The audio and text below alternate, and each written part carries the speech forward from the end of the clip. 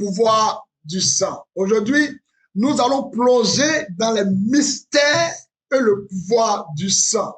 Nous allons explorer à la fois la dimension physique et la dimension spirituelle.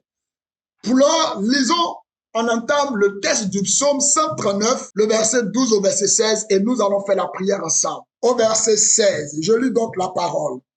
Même les ténèbres ne sont pas obscures pour toi. La nuit brille comme le jour et les ténèbres comme la lumière. C'est toi qui as formé mes reins, qui m'as tissé dans le sein de ma mère. Je te loue de ce que je suis une créature si merveilleuse. Tes œuvres sont admirables et mon âme le reconnaît.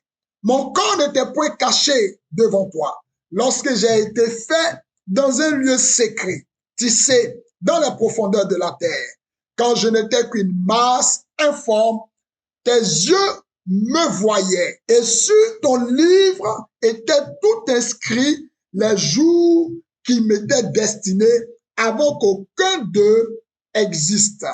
Amen. Alléluia.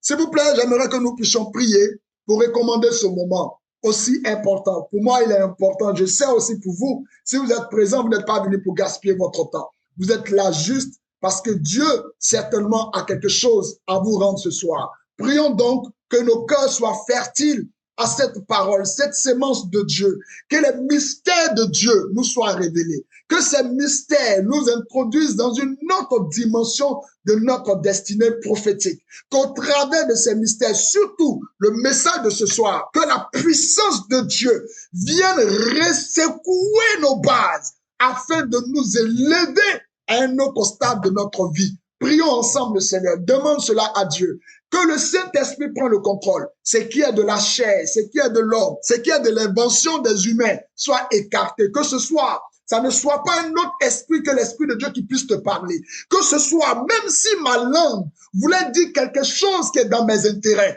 que Dieu empêche cela et que l'Esprit parle. Que l'Esprit nous introduit dans la profondeur de la révélation des mystères qui vont nous propulser devant son trône et pour bénéficier de sa gloire. Prie le Seigneur, demande cela à Dieu. Je te donne l'occasion de prier pour moi. Prie également pour tous les participants, qu'au travers de ce message, au travers de cette plateforme, au travers de cette conférence, que la puissance de Dieu aussi les visite, qu'ils retrouvent ici ce qu'ils ont tant cherché, que Dieu réponde à leurs préoccupations, que les besoins avec lesquels ils sont arrivés, que chacun soit déchargé de son fardeau, que Christ, qui est notre souverain sacrificateur, nous introduise dans la sacrificature divine, afin que nous puissions célébrer sa royauté et que nos vies puissent refléter sa gloire. Prie, s'il te plaît. Prie dans le nom de Jésus. Prie au nom puissant de Jésus-Christ de Nazareth. Merci, Seigneur. Nous te rendons toute la gloire dans le nom de Jésus. Amen. Soyez bénis. Le psaume 139, ce texte de la Bible est d'une très grande importance, très grande révélation des mystères de la vie que même la science qui est la plus développée en ce moment ne peut expliquer. La science ne peut pas nous expliquer d'où vient l'être humain. La science ne peut pas nous expliquer de quoi l'être humain est réellement fait, de quelle matière l'être humain est réellement fait. Quelle est la matière principale qui a servi à la composition, à la création de l'être humain? Qui est le maître d'œuvre? L'architecte qui a mis en œuvre cette créature appelée l'homme, au grand H. Donc la femme et l'homme. Quel est cet architecte qui a conçu le prototype, le premier être humain? Avec quelle matière a-t-il conçu l'homme? Les croyants, les religieux peuvent dire quelque chose, mais la science est muette face à cela. Parce qu'elle n'a pas la réponse. Cette partie de ce psaume 139 expose sur l'existence et le motif de la création de l'homme.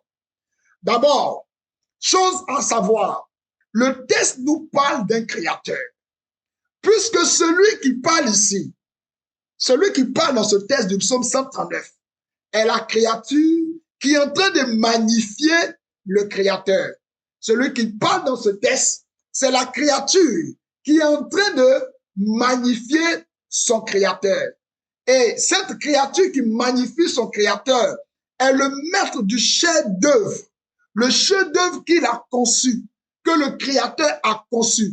Parce qu'en réalité, ce que Dieu fait, ce que Dieu a fait est une œuvre merveilleuse. Et celui qui a écrit le psaume 139 le dit lui-même quand il parle de cette créature qui est aussi merveilleuse. Celui qui parle, il explique comment, avec quelle matière Dieu l'a créé. Il a fallu des milliers, des années, de plusieurs années pour que ceux aujourd'hui qui sont les scientifiques arrivent à expliquer un tout petit peu la constitution du corps, ce que le corps est. Qu'est-ce qui représente le corps humain? Le corps humain a quoi au juste? Qu'est-ce qui constitue le corps humain? Il a fallu des millénaires d'années. Si nous devons commencer à parler depuis la résurrection de Christ, on dira depuis plus de 2000 ans. Les hommes sont toujours à la recherche de comment Dieu a conçu l'homme, comment Dieu l'a fait. Parce qu'en réalité, il y a une complexité dans l'ossature de l'homme. Tel que l'homme a été fait, il y a une complexité. Regardez, si on vous parle du cerveau, quand on explique un peu comment fonctionne le cerveau, quand on explique comment le cerveau, de quoi est constitué le cerveau, c'est terrible. Ça donne des migraines. Ceux qui font les neurologues, ceux qui font l'étude du cerveau, ceux qui opèrent la tête, qui opèrent le cerveau, c'est des cracks, c'est des génies, c'est des années d'études. Parce qu'en réalité, la complexité du cerveau montre que Dieu est le meilleur des architectes, montre la puissance de Dieu. Le cerveau contrôle et le cerveau règle presque toutes les fonctions du corps, même comprenant la pensée, la mémoire, les émotions, le langage, le mouvement, tout ce que vous voyez de moi, le fait de pouvoir me percevoir, avoir une image, tout ça, c'est la fonction du cerveau. Automatiquement, le cerveau a une fonction de la respiration. C'est grâce au cerveau qu'on peut respirer. Beaucoup pensent que la respiration est une fonction du cœur principalement, mais le cerveau commande la respiration. Le cerveau commande même le rythme cardiaque. Aussi, il y a un autre organe qu'on appelle le rein. Vous connaissez tous le rein? Le rein est un organe très complexe. C'est que la complexité de l'homme, de l'organisme, du corps humain, tel que Dieu l'a conçu, tel que Dieu l'a fait, donne des fils à retordre aux scientifiques. Parce qu'en réalité, pour savoir comment l'homme est fait, c'est une chose qui appartient au monde des esprits. Et tout le monde ne peut pas s'aviser. Le monde, l'être humain ne peut pas s'aviser à maîtriser ce que Dieu a fait dans le secret. Et vous savez qu'aujourd'hui, les hommes, les humains cherchent à arriver à comprendre les mystères de la création. Ils essaient de trouver les moyens d'expliquer d'où est venu l'homme, les origines de l'homme. L'auteur de ce texte du psaume 139 nous parle des reins. Il dit, c'est toi qui as formé mes reins. C'est toi qui m'as tissé dans le sein de ma mère. Et au verset 16, il dit quelque chose de très important. La Bible dit, il est écrit au verset 16, permettez-moi de lire cela au verset 16. Il dit, quand je n'étais qu'une masse informe, tes yeux me voyaient. Et sur ton livre étaient tout inscrits les jours qui m'étaient destinés avant qu'aucun n'existe.